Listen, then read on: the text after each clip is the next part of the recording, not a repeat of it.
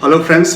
Welcome to a new session of Witnessing the World of Wisdom. After a long gap of around 1 month, so today we are again going to discuss about 5 important facts of recent times. Okay.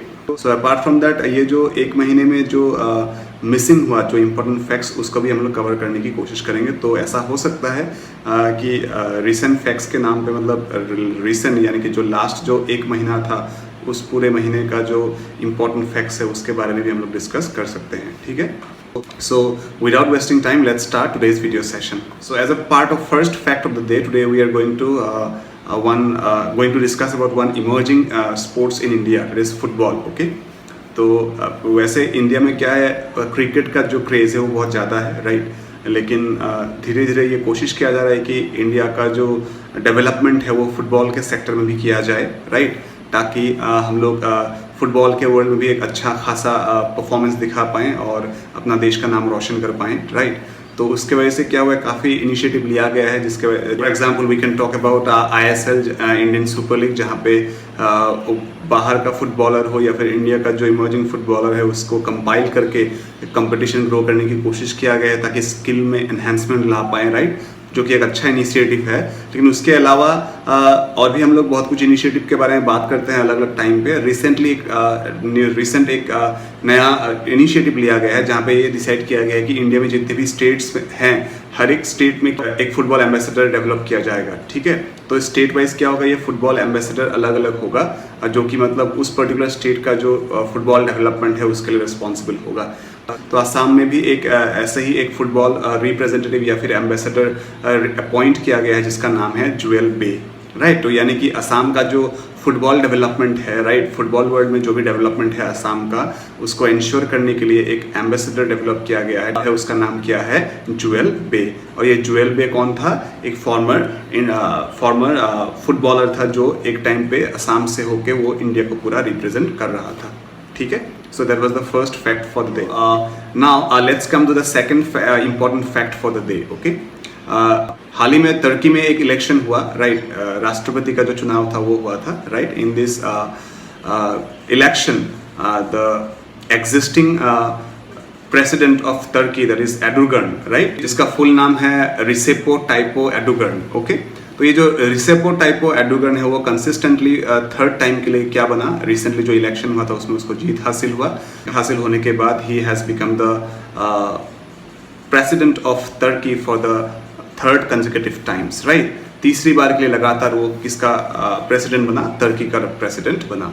लेकिन अभी election से पहले actually ये जो तुर्की का जो president election था उसमें और एक नाम बहुत ही बार बार मीडिया में आ रहा था जिसके बारे में डिस्कस करना बहुत ज़रूरी है. और एक्चुअली एर्दोगन के ऑपोजिट में यानी कि ओपोनेंट में जो लीडर था, राइट, जो कंपिटिटर था, उसको एक्चुअली कहा जाता है कि गांधी ऑफ तुर्की या फिर टर्कियन गांधी के नाम से जाना जाता है, right. When we talk about actually Gandhi we always talk about what, Mahatma Gandhi, right, father of our nation.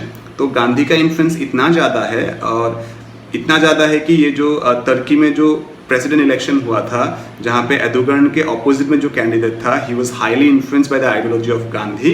इसी वजह से उसको क्या कहा जाता है, टर्कियन गांधी या फिर गांधी ऑफ तुर्की, ऐसे भी उसको कहा जाता है, राइट. जैसे कि हम लोग के पिता यानी कि father of nation Mahatma Gandhi जैसे मतलब महात्मा गांधी जैसे चश्मा यूज़ करते थे, वैसे सेम टाइप का चश्मा ये एर्दोगन का जो ओपोनेंट था, राइट, जो प्रेसिडेंट के लिए वो लड़ाई कर रहा था, कॉन्टेस्ट कर रहा था, तो वो भी वेयर करते हैं. अपार्ट फ्रॉम दैट और एक स्पेसिफिक इवेंट के लिए ये जो स्पेसिफिक पर्सनालिटी है वो बहुत पॉपुलर था और उसको गांधीयन आइडियोलॉजी के साथ उसको रिलेट किया जाता है. ठीक है. और उसके बारे में अभी हम लोग डिस्कस करने वाले हैं, राइट. लेकिन अभी बार बार हम लोग बता रहे हैं कि एर्दोगन के ऑपोजिट में था, ओपोनेंट कंपिटिटर था, लेकिन उसका नाम पहले जानना बहुत ज़रूरी है ना.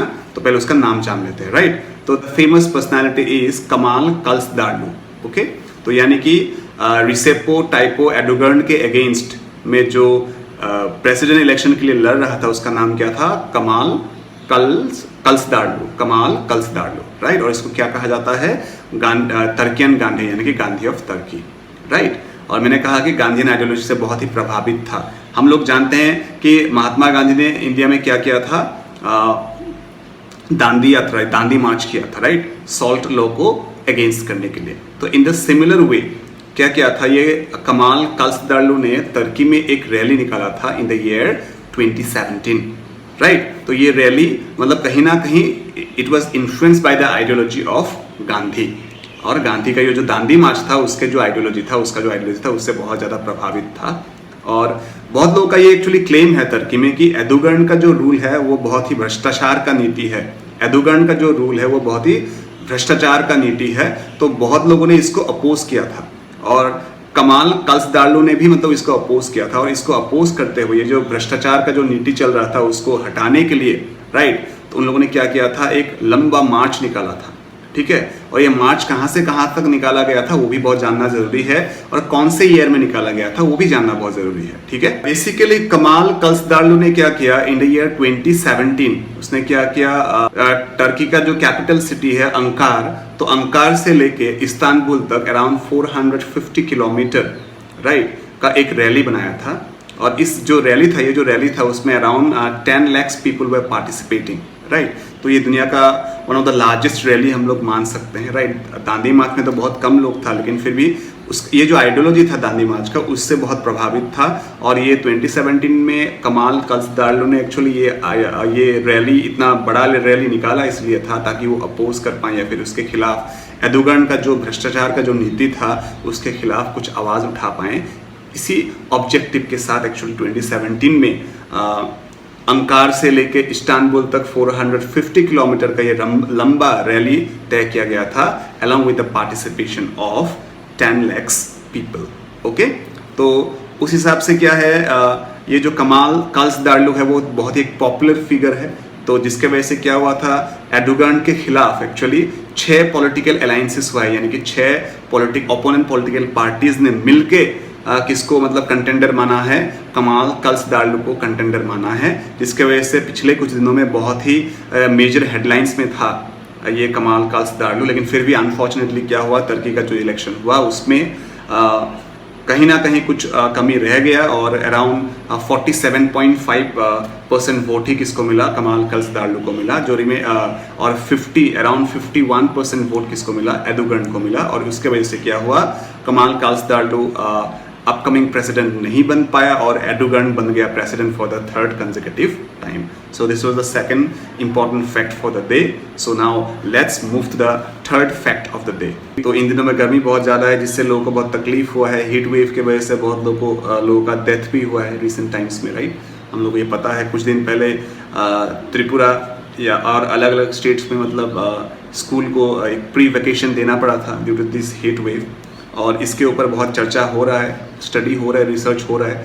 और as a outcome of this several researches actually, one specific result has come up, that is made by, result is given by the weather agency of UNO, right। तो ये जो UNO का जो वेदर एजेंसी है, उन लोगों का कहना है कि ये 23-24 का जो सेशन होगा उसमें अब तक का हाईएस्ट टेम्परेचर हम लोग को रिसीव करने को मिलेगा, ठीक है। यानी कि अब पहले से लेके अब तक कभी कभार ऐसा हो रहा है कि किसी साल में बहुत ज़्यादा हुआ है टेम्परेचर, लेकिन क्या हो गया, उसके नेक्स्ट ईयर में थोड़ा डाउन हो गया, राइट, या फिर उसके नेक्स्ट ईयर क्या हो गया, थोड़ा अप हो गया, ऐसा हो रहा था।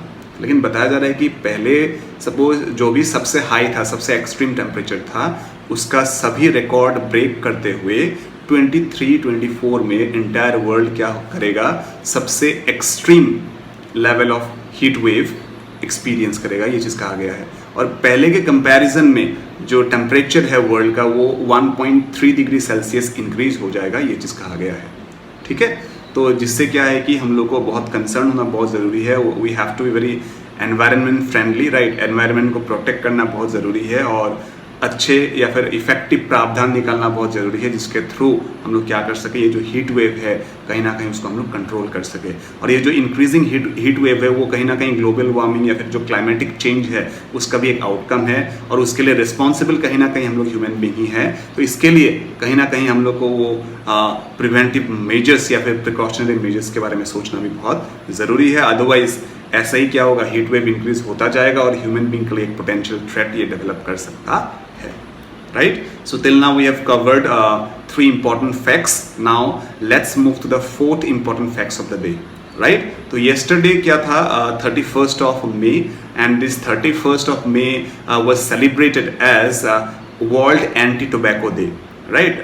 लोग अलग अलग फॉर्मेट में, अलग अलग एलिमेंट में क्या करते हैं, टोबैको यूज़ करते हैं, जैसे कि सिगरेट में यूज़ करते हैं, हुक्का में यूज़ करते हैं, राइट, सिगर में यूज़ करते हैं, पान गुटखा मसाला में लोग पान गुटखा में लोग यूज़ करते हैं, राइट, टोबैको। तो ये जो टोबैको है कहीं ना कहीं बहुत ही मतलब एक थ्रेट है सबके लिए in terms of health perspective, right, जो कैंसर नाम का एक जानलेवा बीमारी का एक रीज़न बन सकता है। तो उसी को लेके अवेयरनेस डेवलप करने के लिए या फिर एक टोबैको फ्री वर्ल्ड डेवलप करने के लिए 31st ऑफ मे को हम लोग कैसे ऑब्जर्व करते हैं, we observe this day as world anti tobacco day. Okay, so till now we have covered 4 important facts. Now let's move to the fifth and last important facts of the day. Okay. जो third facts था उसमें हम लोगों ने discuss किया था कि heat wave increase हो रहा है, और इस बार का जो हीट वेव है वो सबसे एक्सट्रीम हीट वेव होगा, which will be increased by 1.3 degree Celsius, okay, as compared to the earlier times, right. आजकल जो वाटर लेवल है, यानी कि यूजेबल जो वाटर है वो उसका भी स्कैरसिटी होना बहुत शुरू हो गया है, राइट। रिसेंटली हेडलाइंस में ये भी आया था कि ईरान और अफगानिस्तान का जो बॉर्डर है उसमें डिस्प्यूट्स हुआ है regarding water resource sharing, right. तो वाटर रिसोर्स शेयरिंग को लेके झगड़ा हुआ है दो अलग अलग नेशंस के बीच में, राइट। अपार्ट फ्रॉम दैट हम लोगों ने पहले छोटे उम्र में भी हम लोगों ने पढ़ा था, सबको पता है कि भले ही क्या है कि वर्ल्ड में मतलब पानी बहुत ज़्यादा है, लेकिन यूजेबल वाटर का जो प्रपोर्शन है वो बहुत ही कम है, राइट। अभी बात क्या है कि ये जो यूजेबल वाटर का जो प्रपोर्शन है उसमें से क्या है कि उसमें से ओनली 4% वाटर रिजर्व ही कहाँ पे है, इंडिया में है, ये चीज़ कहा गया है, राइट। मतलब एकदम सिंपल लैंग्वेज में अगर समझना चाहें तो इंडिया में पूरे वर्ल्ड में जितने भी मतलब यूजेबल वाटर है, और ये जो यूजेबल वाटर का जो प्रपोर्शन है उनमें से ओनली 4% यूजेबल वाटर कहाँ पे मिलता है, इंडिया में मिलता है। और इंडिया का पॉपुलेशन क्या हो रहा है, दिन भर दिन इंक्रीज होता गया है। और रिसेंटली मैंने ये वीडियो सेशन में आप लोगों को बताया था कि India has become the largest country in terms of its population share, right. India में सबसे हाईएस्ट पॉपुलेशन है अभी पूरे एंटायर वर्ल्ड में। अगर हम लोग सर्वे करके देखें तो इंडिया का जो पॉपुलेशन है वो सबसे हाईएस्ट मिलेगा आपको। तो उस हिसाब से इंडिया को स्पेशली कंसर्न होना बहुत ज़रूरी है in terms of water reserve, right. हम लोग को वाटर रिजर्व करना बहुत ज़रूरी है, प्रिजर्व करना बहुत ज़रूरी है। अननेसेसरीली वाटर कंजम्पशन या फिर वाटर वेस्टेज बहुत ही एक हार्मफुल फैक्टर अपकमिंग डेज में साबित हो सकता है। तो इसी वजह से क्या है, हम लोग को कंसर्न होना, अवेयर होना बहुत ज़रूरी है, okay. So till now we have covered 5 important facts for the day.